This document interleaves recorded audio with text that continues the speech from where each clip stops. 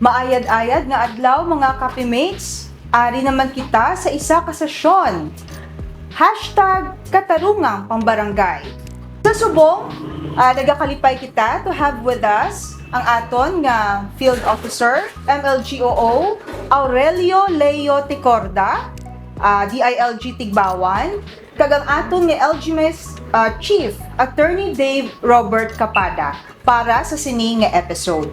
Attorney, good morning. Sir Leo, good morning. Kahit nga aga sa tanan.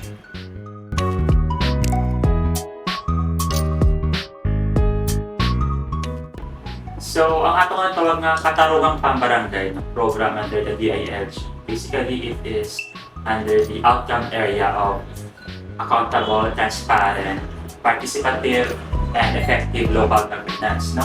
So, sa Katarungang Barangay nato, no, dira kinatawag nato na in-establish nato no, ang ato yung tawag na Barangay Justice System, which is mandated sa aton na Republic Act 7160, which is the Local Government Code of 1991. No?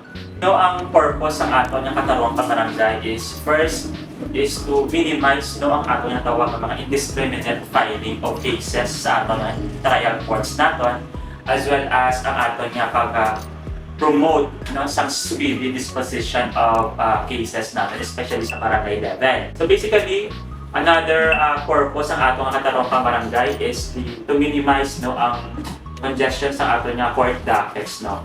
And as well as gina-recognize natin ang time-honored tradition sa paghusay sa aton ng mga barangay sa communities natin. No? So dira naka-incorporate ang aton nga Katarungang Pambarangay natin. So aside from the monitoring aspects ng atong Katarungang Pambarangay, no, may ara kita ginatawag nga Lupong Tagapangayapa Incentives Awards or ang LTIA naton, kung sa diin gina-recognize naton ang best performing lupong tagamayapan. Aside from the monitoring no, sa aton nga mga Katarungang Pambarangay, as well as ang lupo naton, no, gina-recognize man naton ang aton mga lupons no, through our Lupong Tagapamayapa Incentives Awards or ang LTIA naton.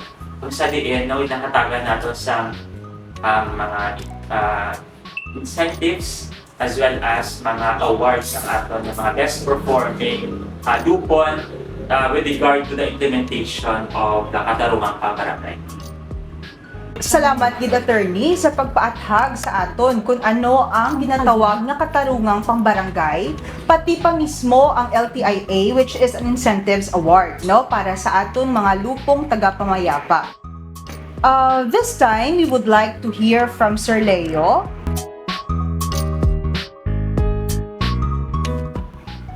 Usually it starts with the filing of a complaint form, KP Form 7, but based from my experience, I advise them, no, ang mga barangay official and of course those who are planning to complain to have first the blotter of their complaint, either preferably sa barangay blotter book,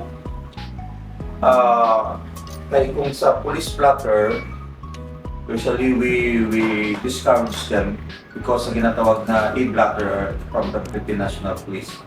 So from the blotter book of the barangay, mapusit sila kay Lupon Chairman to complain of formal reklamo using KP Form number 7.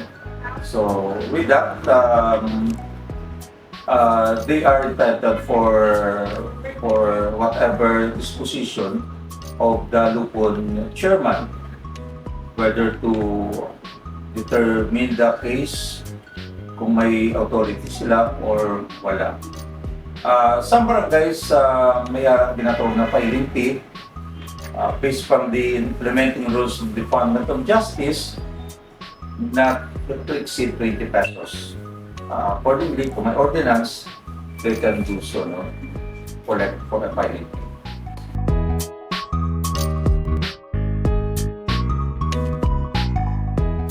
Thank you, Cindy. That's very important. Based from my experience, the top 3 cases, the collection sum of money or utang, second, mga land disputes, and lastly, more on chismis or intriguing against honor. Marites. Sige. Actually, namin na siya ang question ni mo, ma'am, no? Kay ang aton nga mga barangays, no? Ang atong mga parties, medyo nagasala sa tatlong concept na. Ang una is ang mediation natin, conciliation, and arbitration natin. No? So, una, sa mediation natin, ang natawag natin palagi na husay sa barangay.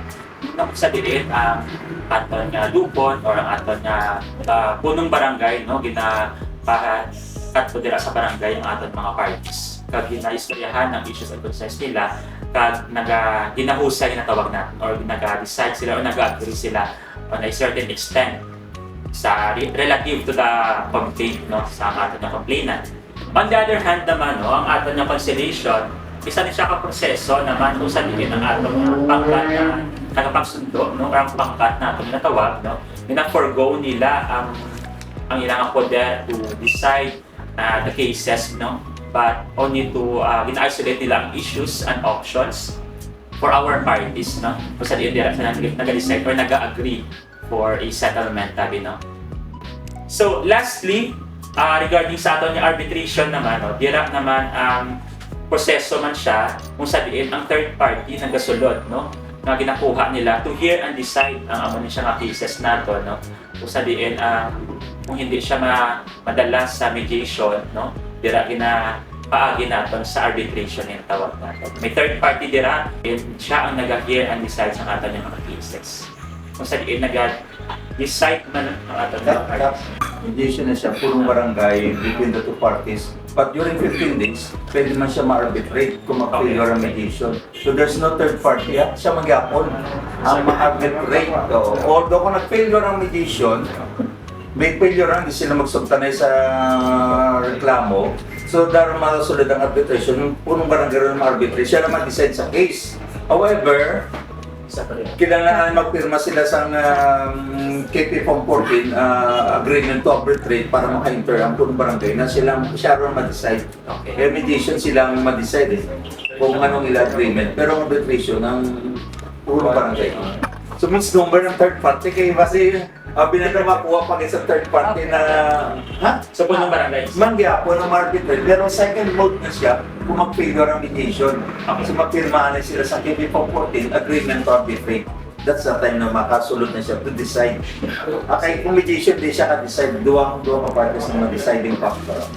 So, in case naman of arbitration, no, when the mediation fails, no, yung parties nato, no, pili maka-undergo sa ginatawag natin na the arbitrate, no, or the arbitration na tawag natin, kung sa diin, no, ang punong barangay, nag-hear kang decide sa aton na kaso, no, within 15 days na siya.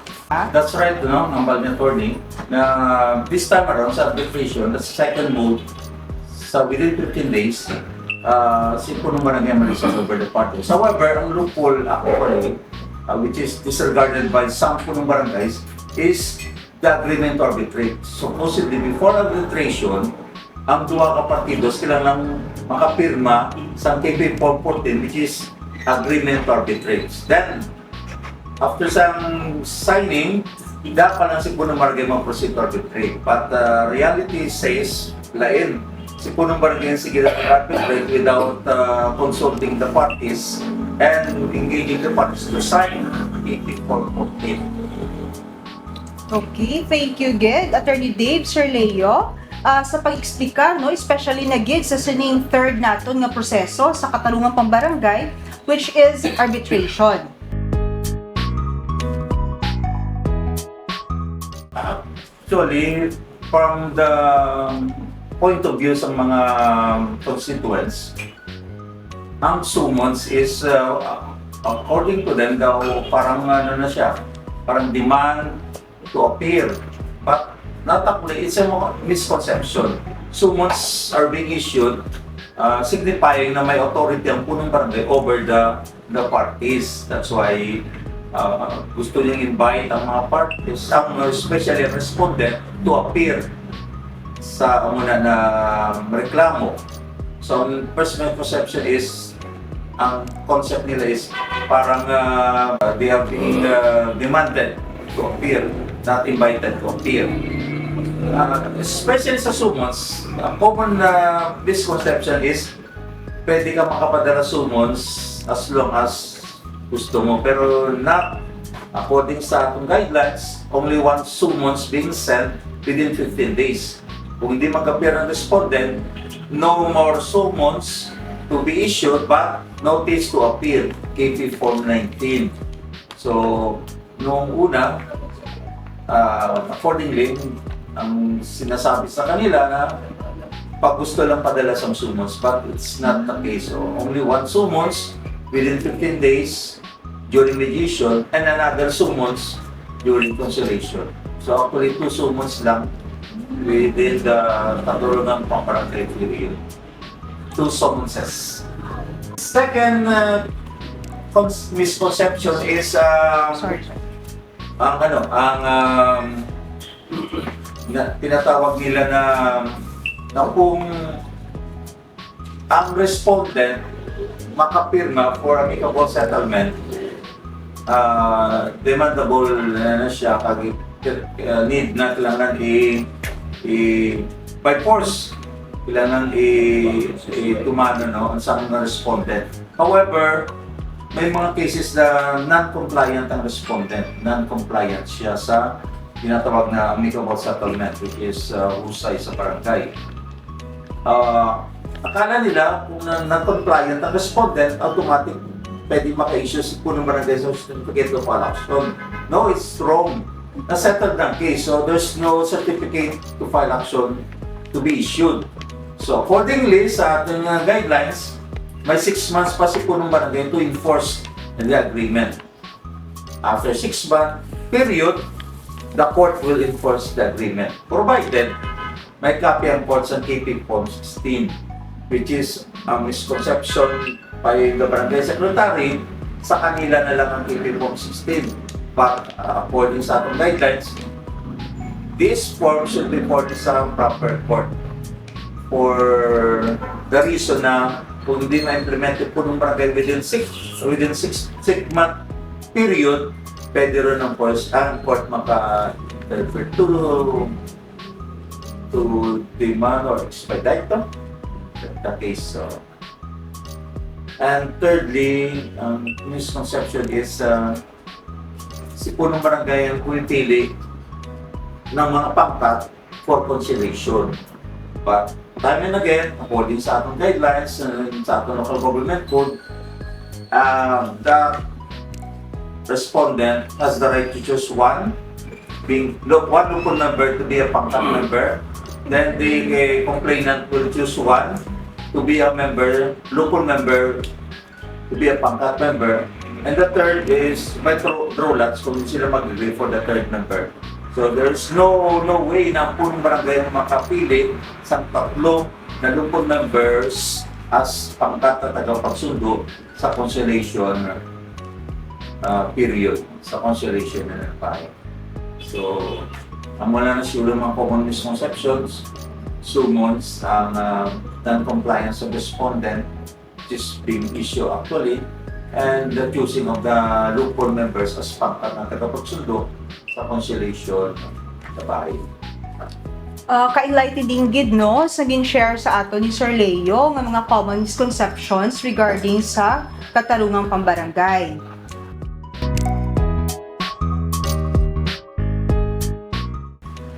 So para naman sa mga provincial office, no, ang aton ng mga una-una ang aton mga city or municipal local government operations officers, no, sila na yung kinakatuan actually sa aton ng mga barangay officials, na even ang mga complainants ng parties actually no, sa under KP. Sila ginapamangkutan no, regarding sa katarungang barangay ang proseso pala sa KP natin, no, as well as mga about jurisdiction, ang mga poder sang lupon natin, no, kung whether or not darami man dira ang ilang powers and functions, diba, no? Whether or not they have jurisdiction over the parties or over the subject matter, whether or not hindi man bala ang venue sa ilang mga complaints, no? So, may instances, no, na mga issues and concerns nga kinahanglan sa aton nga clarification. So, sometimes ang aton nga mga field officers nagpakontak sa aton na provincial office, no?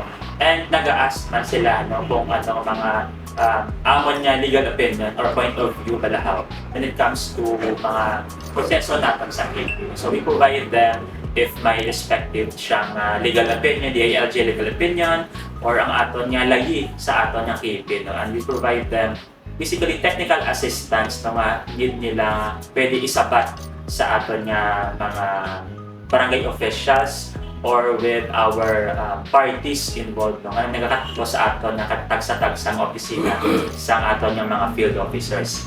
Ikaduha naton no, sa LTIA naman naton kung sa diin, no, nag-encourage kita sa aton ng mga lupong tagapamayapa na mag-intra sa aton ng LTIA, no? So ang aton field officers nag-conduct sila sa mga especially orientation about LTIA, so gina-encourage na mag-intra.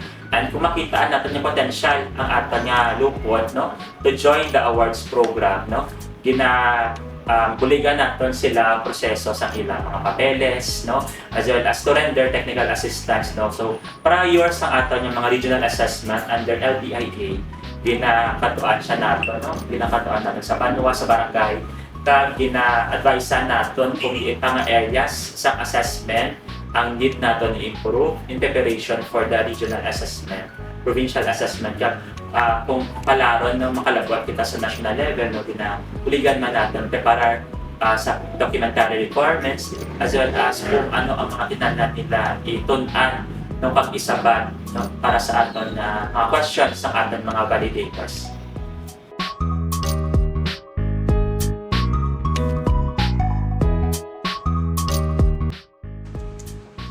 With regard sa LTIA, I've been preparing the barangays, the mga barangay officials, especially the Lupon members, including the Lupon chairman, for the documents in sa pag-usay nila sa mga reklamo o kaso sa barangay. Ang pinaka neglected na practice of the Lupon members, especially the Lupon secretary, is to submit the KP Form 16 to the proper court. According sa guidelines, kung makasettle sila this day, they have given 5 days to submit such document sa proper court. Which is kung nataon natin sa LTIA na issue, maraming failure on that case because they failed to submit the KP Form 16 to the proper court, which is one of the criteria sa pag-determine sa Lupon tagapamiyapa in the whole nation. Secondly, I've been coaching sa mga barangay secretary during the series of trainings sa proper documentation sa kanilang settlement in the barangay, especially sa procedural minutes. One time there was an issue whether or not to submit the minutes to the parties, but it was resolved by the central office of the DILG that minutes should be furnished to the parties, no? Minutes should be furnished to the proper parties.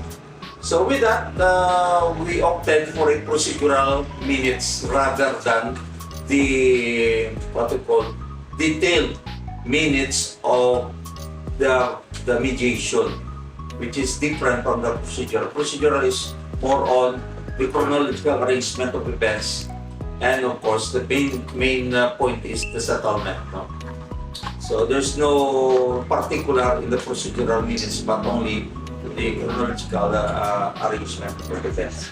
And lastly, we have this practice which is I piloted sa barangay ko na magiging contestant sa LTIA. Hindi ko lang kabado pa ng barangay. Ang daupang palad na style, no? Daupang palad which is more on the legal aspect of settlement. This is curing the relationship between the parties.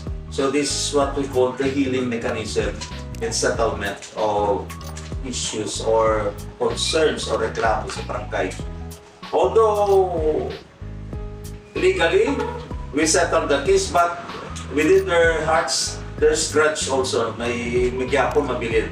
So ang purpose of the healing mechanism is to patch the wound of the parties in order for them to reunited as one, no? Or there's no more grudges, no?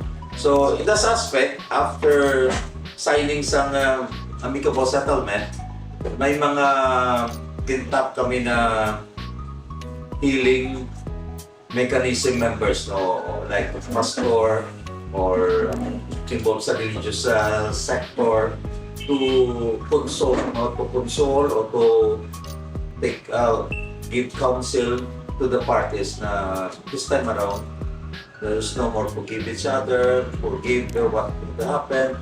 So legally, pagsapron, so emotionally, tinanong magpagsapan sila. That's the purpose of the healing mechanism which we initiated after some proper settlement sa legal aspect.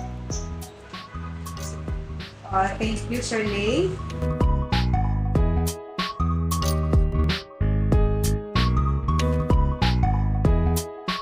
Thank you, ma'am. No? Actually, it's a good question, especially when it comes to kung anong dapat natin improve regarding sa implementation sa aton na KP or katarungang pambarangay. No? Sa provincial office na perspective natin, no? It's very important nga i-promote natin ang katarungang pambarangay, no? Especially sa barangay level or sa community natin. No? Because of the mentioned natin na objectives sa aton na KP. No? Na makabulig din siya sa atin ng courts. Katutuan natin is basically ang pag-usay, no, sa complaints and issues and concerns sa barangay level. Kasi hindi na magasto get isang dako na especially on the financial and time resources ang aton ng mga complainants na magkatugid sa korte ka magdito i-ayuson or sayo ng ilang na concerns, no, kung pwede pa lang sa barangay level pa lang maka-decide o maka-agree na sila, no? Makapagit ang ilang mas mas dasig and mas advantageous man sa ato na parties, no? Very important nga sa barangay level nato, no? Especially to our barangay officials sa ato niya lupon, no? Nag-provide din siya naton continuously sa technical assistance, no? So ang dapat ang aton niya trainings sa aton nga barangay, no? Kay actually abi ang aton nga mga barangay officials or members ng lupon niya kalipat ni sila sa especially ang procedural aspect sa aton nga katarong barangay, no? Na kung sa diin ginahalungan naton nga maiguan man yung tawag naton ng aton nga mga local officials, no? In case nga kung hindi nila masunod ang proseso sa KP naton, as much as possible ang legal aspect against our barangay officials i-minimize natin or hindi natin or di kawantin natin balahaw. So kung pwede ibuligan sila natin na masunod nila ang proseso sa KP, no protection man nila later on, no, against from other parties na involved.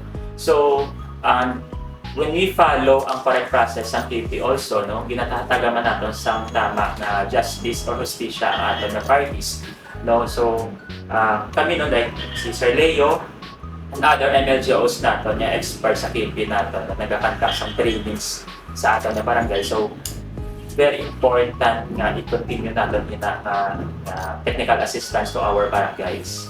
Especially nga this year, no, kumadayo ng aton na barangay elections, no, may new set of officials naman kita. So, ma-appoint naman ina sa bago naman nga lupon members. So, dapat undergo training naman natin ng aton na mga lupon members.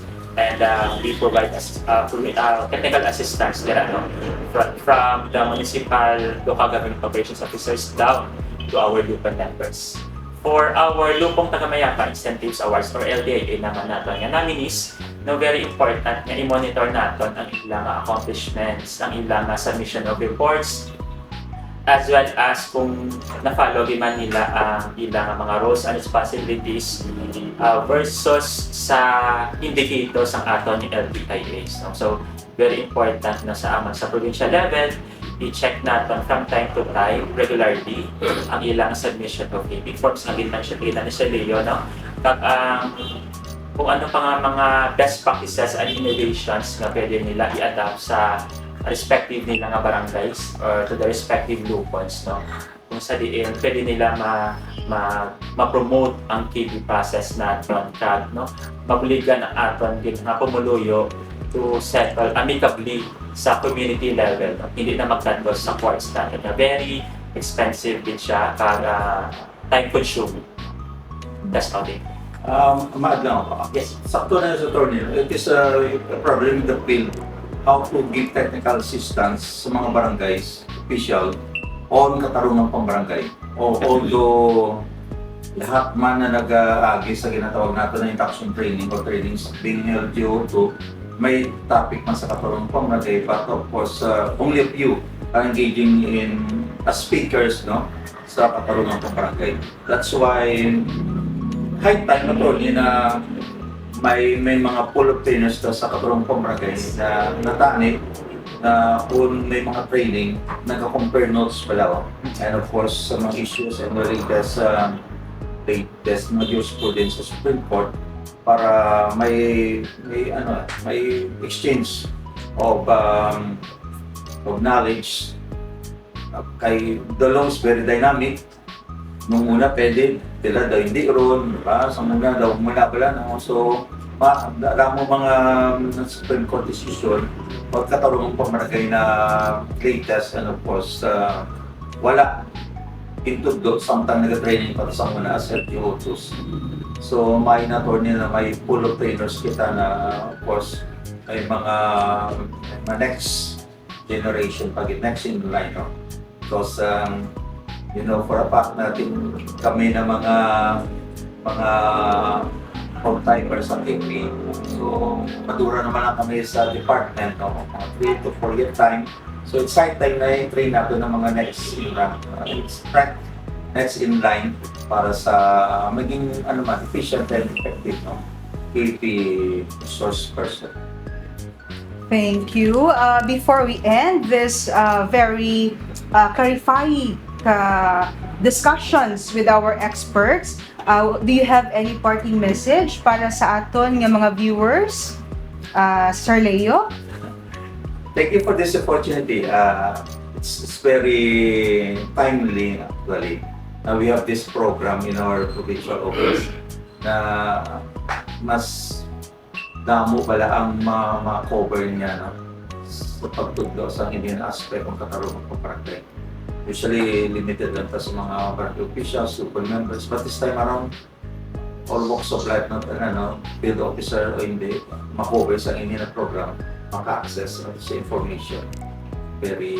I'm very thankful sa provincial management headed by our provincial director, Engineer Carmelo Pista, in initiating this kind of program, not only for us field officer but for all siguro mga constituents. Again, thank you. Thank you, Sir Lay. Attorney Dave? Okay na. So, sa ato naman sa provincial office level, no? Actually, very important man na i-promote natin ang KP or ang katarungang pambarangay natin. From the provincial level, especially sa field operations natin. No?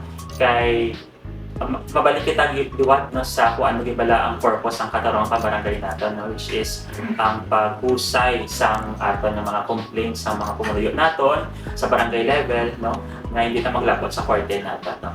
Kaya this venue natin, no, ang aton na kapihan session is actually a good start, no, for to have meaningful conversations about katarungang pambarangay, no, at least ang aton ng mga barangay officials, no, ang aton ng mga viewers kung sa diin, no, mas madugangan ilang knowledge about KP kag maka-engage man sila, no, sa different discussions and